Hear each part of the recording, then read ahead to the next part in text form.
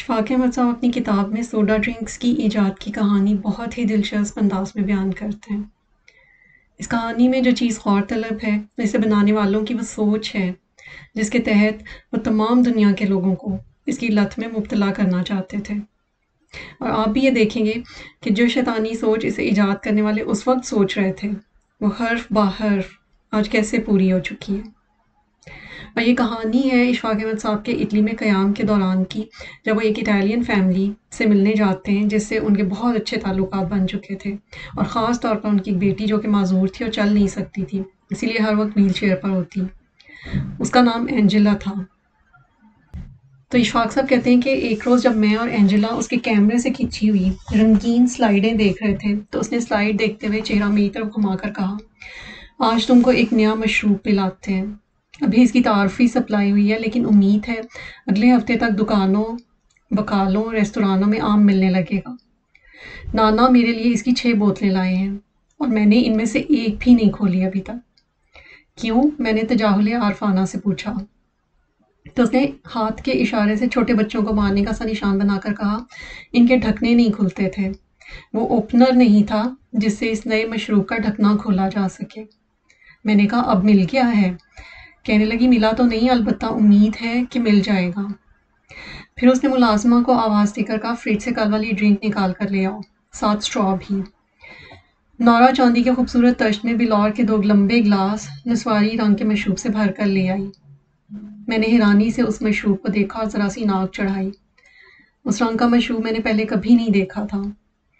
یوں لگتا تھا جیسے وہ کسی درخت کی چھال کا ابلا ہوا پانی ہو یا زہر مورا گھول کر کوئی محلول بنایا گیا ہو۔ جب میں نے گلاس اپنے ہاتھ میں پکڑ لیا تو مجھے احساس ہوا کہ وہی زہر ہے جو سقراط کو دیا گیا تھا اور جو دھتورے کے عرق سے تیار ہوا تھا۔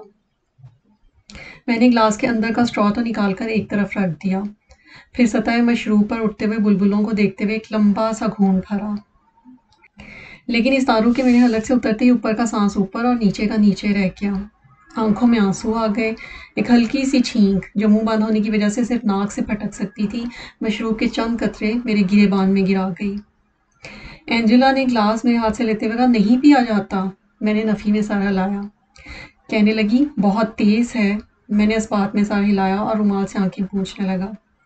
وہ میری حیت قضائی دے کر پہلے تو مسکرائی، پھر ہنسنے لگی۔ مجھے اس کا ایسے موقع پر ہنسنا کچھ زیادہ اچھا نہ لگا۔ عجب واحد قسم کا مشروب تھا۔ بچپن میں اماں بخار آ جانے پر دیا کرتی تھی، چارپائی پر لٹا کر اور قصاب کا سا زانو سینے پر رکھ کر 2 بڑے چمچ باچھیں چیر کر پلایا کرتی تھی۔ جو ذرا سا دارو گوشہ دہن سے باہر نکلتا تھا تو اسے فوراً چمچ پر لے کر پھر منہ میں ٹھونس دیا کرتی تھی۔ اس دوائی میں سے رال، ہڑتال، بیگن کے جلے ہوئے بھرتے، نمک، املی، مرغیوں کے ڈربے اور کنیر کے پھولوں کی بو آیا کرتی تھی۔ اس دوا کا نام ڈایافریک تھا، اور جس جگہ یہ رکھی ہوتی تھی ادھر سے گزرنے پر خوف آتا تھا۔ بالکل وہی دوائی اتنے سالوں بعد اینجلا نے میری عزت افزائی کے لیے فریج میں رکھ کے اور برف میں لگا کر پلا دی تھی۔ یہ 12 جولائی سن 1952 کا واقعہ ہے کہ میں نے زندگی میں پہلی مرتبہ کوکا کولا پیا۔ کوئی 6 مہینے سے اٹلی کے اخباروں اور رسالوں پرچوں میں فل پیج اشتہار آئے تھے کہ دنیا کا اول درجے کا مشروب کوکا کولا اٹلی پہنچ کر رومیوں کے کام و دہن کی لذت کے سامان بہم کرنے والا ہے۔ بڑے بڑے رنگدار ہورڈنگ جگہ جگہ لگے تھے۔ قد اعظم اشتہار شہر کی دیواروں سے چسپاں تھے۔ جس گھرانے نے کوکا کولا کو تیار کرنے کا کارخانہ لگایا تھا، ان کا ہر روز شام کے 5 بجے ریڈیو پر انٹرویو ہوتا تھا۔ یہ انٹرویو سننے کے لیے لوگ دور دور مقامات سے اپنے گھروں کو بھاگتے تھے۔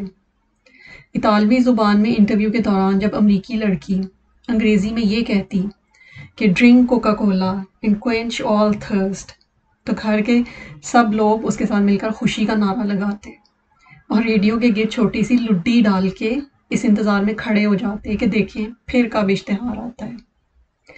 لوہاروں، ترخانوں، موچیوں اور گٹر صاف کرنے والے کارندوں کے نوجوان بیٹوں نے ابھی سے اپنا پیٹ کاٹ کر لیرے جمع کرنے شروع کر دیے تھے کہ وقت آنے پر اپنی محبوباؤں کو کوکا کولا پلا سکے اور تواتر کے ساتھ پلا سکے۔ اگر ہر روز نہیں تو ہر اتوار، 2-3 بار نہیں تو کم از کم 1 بار ضرور، بلا تخفیف۔ کم تعلیم یافتہ بزرگوں کو زیادہ تعلیم یافتہ اور صاحب حیثیت بوڑھوں نے از خود بتا دیا تھا کہ کھانا کھانے کے بعد رات کو کوکا کولا کی ایک بوتل سارا کھانا سونے سے پہلے ہضم کر دیتی ہے اور اسے کھل کر ڈکار آ جاتے ہیں۔ میری لینڈ لیڈی کو یقین تھا کہ جب کوکا کولا آئے گا تو اس کے پرانے پھوڑے پھنسیاں خود بخود دور ہو جائیں گے، کیونکہ کوکا کولا جلدی امراض کا آخری اور واحد حل ہے۔ نوجوانوں نے امریکی فلموں میں ہیرو کو کوکا کولا کی بوتل گردن سے پکڑے، اپنی محبوبہ کی کمر میں ہاتھ ڈالے، دور دراز مرغزاروں میں چلتے دیکھا تھا۔ ہیروئنیں تبسم کو نہ لٹک لٹک کر چلتی تھیں اور لہک لہک کر باتیں کرتی تھیں۔ نہ کوئی شکوہ تھا، نہ جھگڑا، نہ مرد و عورت کا تنازعہ، نہ تانا نہ الینا۔ مرد جب چاہتا ساتھ چلتی ہوئی لڑکی کو اپنی بوتل تھما دیتا، وہ ایک خون بھر کے بوتل واپس کر دیتی اور دونوں پھر چلنے لگتے۔ ہمارے محلے کا ڈاکیا ٹانگیں کھول کھول کر اور سی سی کر کے چلتا تھا۔ اس بیچارے کو کافی دیر سے تکلیف تھی، لیکن اب اس کا چہرہ پرسکون ہو گیا اور اس کے لبوں پر مسکراہٹ کھیلنے لگی تھی۔ اس نے مجھے ویٹیکن گیٹ کے سامنے روک کر کہا، پروفیسر آج تمہاری ڈاک تو نہیں، البتہ خوشخبری ہے کہ اگلے ہفتے کوکا کولا اٹلی میں آ رہا ہے۔ اس کے پینے سے پرانی اور دیرینہ بواسیر ایک ہفتے میں دور ہو جاتی ہے۔ میرے بیٹے کا سسر لندن میں رہ کر آیا ہے، اس نے 3 ہفتے باقاعدگی سے کوکا کولا پیا اور اس کی بچپن کی بواسیر دور ہو گئی۔ میری تو ابھی صرف 15 سال پرانی ہے۔ ہماری یونیورسٹی کی تقریباً ساری لڑکیوں نے کندھے پر لٹکانے کے خصوصی تھیلے بنوا لیے تھے، جن میں کوکا کولا کی ایک بوتل، ایک چھوٹا سا گلاس اور ساتھ سٹین لیس اسٹیل کا ایک اوپنر رکھا جا سکے۔ یہ تھیلے ان کی سکرٹ سے بھی زیادہ جاذب نظر تھے اور ان میں غضب کی سیکس اپیل تھی۔ ہمارے پادری صاحب جنگ کے بعد آسٹریا گئے تھے، وہاں ویانا میں انہوں نے امریکن زون میں ایک امریکی پرائیویٹ کی مہربانی سے کوکا کولا کی پوری بوتل پی تھی۔ سارے روم میں کوکا کولا پینے والے 13 آدمیوں میں پادری صاحب کا نام بھی تھا۔ ایک بہت ہی مشہور روزنامے نے اپنے سنڈے ایڈیشن میں ان لوگوں کے نام اور پتے دیے تھے جنہوں نے خوش قسمتی سے کوکا کولا پیا تھا، اور پادری صاحب کہتے تھے کہ کوکا کولا پینے سے آدمی میں ایک سرمدی سرور پیدا ہو جاتا ہے اور اس کی روحانی تفاصیل بڑھ جاتی ہیں۔ انہوں نے میرے سامنے حضرت مریم کی قسم کھا کر کہا کہ جس روز انہوں نے کوکا کولا پیا ان کو خواب میں حضرت یسوع کی زیارت نصیب ہوئی۔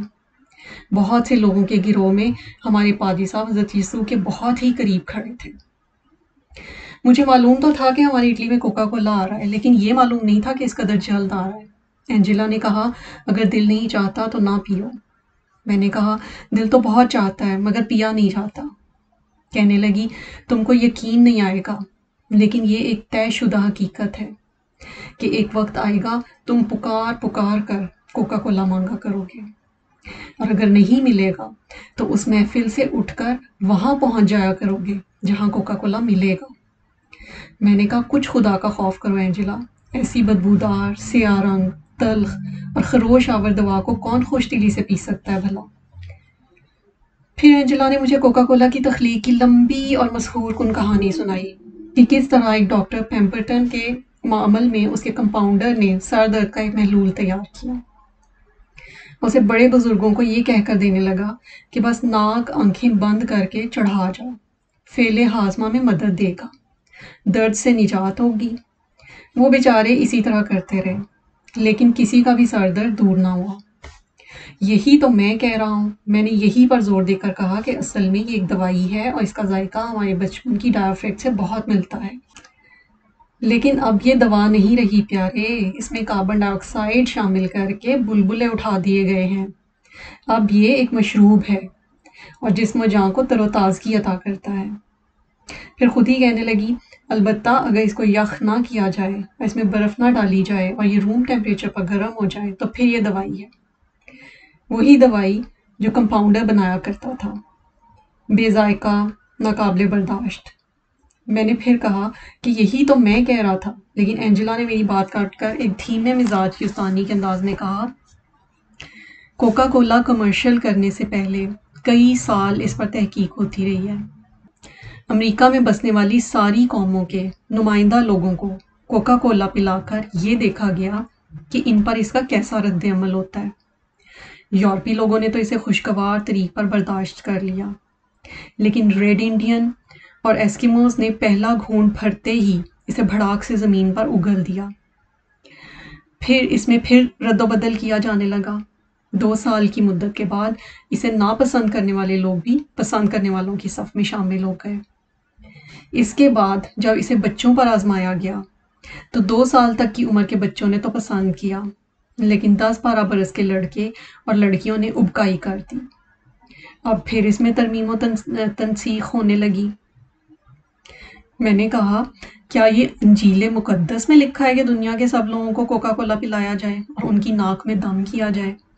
اینجلا ہنسی اور کہنے لگی، تم بھی میرے نانا کی سی بات کرتے ہو، وہ بھی تمہاری طرح سے فرسودہ خیالات کے مالک ہیں اور ایسی ہی پلٹی ہوئی باتیں کیا کرتے ہیں۔ امریکی ہم اطالویوں جیسے نہیں، وہ ترقی یافتہ لوگ ہیں اور ہر کام میں ہر ایک سے آگے ہیں۔ ان میں تحقیق و جستجو کا مادہ ہم یورپین لوگوں سے کہیں زیادہ ہے۔ وہ ایک مرتبہ جس کام کے پیچھے پڑ جاتے ہیں اسے آخر تک پہنچا کر دم لیتے ہیں۔ ہر جزو کو، ہر تفصیل کو مہذب شیشے کے نیچے رکھ کر اسے جانچتے، آنکتے اور پڑتالتے ہیں۔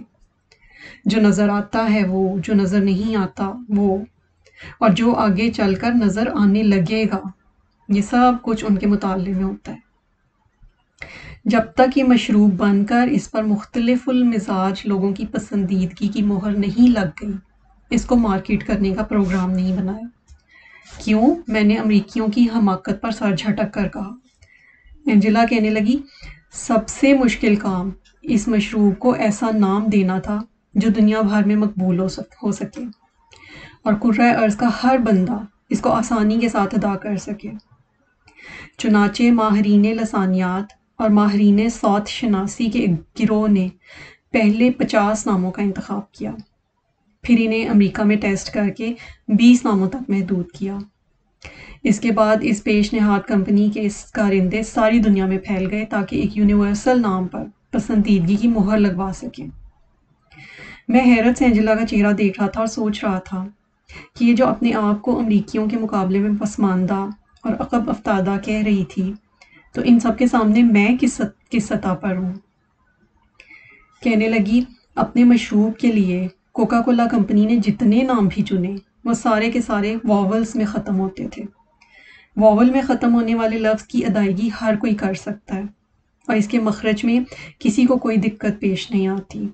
چنانچہ دنیا بھر کے طویل چکر لگانے کے بعد کمپنی کے کارندے اس نتیجے پر پہنچے کہ لفظ کوکا کولا دنیا کا ہر شخص آسانی کے ساتھ ادا کر سکتا ہے، وہ چاہے عرب ہو، چاہے ہندوستانی یا بھوٹانی، افریقہ میں کالہاری کے جنگلوں کا شکار خور ہو یا ایمیزون کے نانگا معاشرے کا فرد، جاپانی ہو، آسٹریلیا کا ہو، قطب شمالی کا ایسکیمو ہو، سبھی آسانی کے ساتھ، پورے مخرج کے ساتھ اور صحیح تلفظ کے ساتھ کوکا کولا کہہ سکتے ہیں۔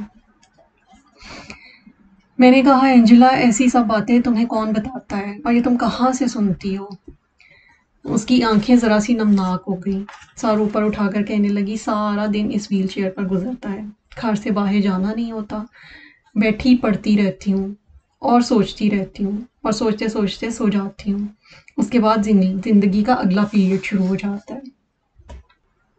تو کوکا کولا کی ایجاد کی یہ کہانی سننے کے بعد آپ لوگوں کا کیا خیال ہے؟ وہ گیس کاربن ڈائی آکسائڈ جو کہ اللہ کے اور قدرت کے قانون کے مطابق انسانی جسم سے خارج ہوتی ہے، اسے انسانوں کے پینے کے مشروب میں شامل کرنے کا نیک خیال کسی بھی انسان کے دل میں آخر ڈالا کس نے ہوگا؟